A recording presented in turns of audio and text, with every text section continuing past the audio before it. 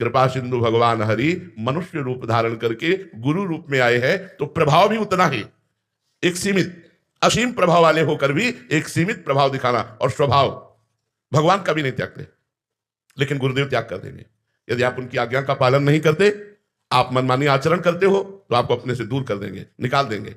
और यदि फिर भी आप गुरु निष्ठा को धारण करें, तो गुरुदेव आपका परम कल्याण करके ही छोड़ेंगे। पर आप यदि उनकी अवज्ञा करेंगे, मनमानी आचरण करेंगे, अधर्माचरण करेंगे, तो गुरुदेव त्याग कर देंगे। पर उस स्थिति में भी जब गुरुदेव त्याग कर दिए हैं, तो भी इष्ट कृपा उसको घेरे रहती है, उसको बचाने की चेष्टा करती है और पुनः गुरु शरण में लाने की चेष्टा करती है। हमारी स्वामिनी जी का स्वभाव कभी ने कहूं न रिस कहूं भूली हूं न होत सकी, कभी गुस्सा नहीं होती। पर गुरुदेव के रूप में गुस्सा भी देखा जाता है कि अगर असत आचरण करोगे तो आपको डांट देंगे, और गलत आचरण किए तो आपका त्याग कर देंगे, आपके ऊपर दंड विधान रख दे। लेकिन इष्ट का स्वभाव ऐसा नहीं है।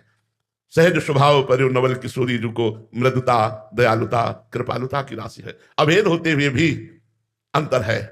गुरु एक प्रगट में जब मनुष्य शरीर में आते हैं तो सीमित बल वाले होते हैं, वही असीम बल वाले भगवान ही गुरुदेव के रूप में आए हैं, पर सीमित एक बल।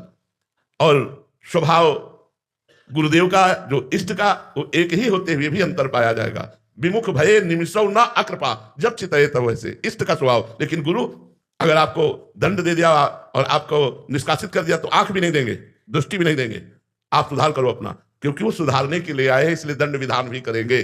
पर गुरु जब कोई हृदय से मान लेता है किसी संत को, तो चाहे जितना वो पतित हो जाए, जब तक उसका उद्धार नहीं होता तब तक वो चैन नहीं लेते। चाहे जन्म भले लेना पड़े, लेकिन वो शिष्य का परम कल्याण कर देते हैं। पर शिष्य का त्याग करते हुए देखा गया, शिष्य को शासन में लेते हुए देखा गया, दंड विधान करते हुए देखा गया। पर अगर शिष्य शरणागत बना रहे, भाव पुष्ट रहे, तो उसका काम बन जाए।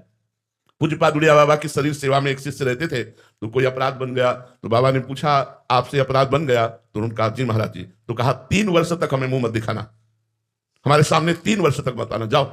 और वो रोज 8 पहर उनकी शरीर सेवा में इतना बड़ा दंड की मुख मत देखना और ना दिखाना।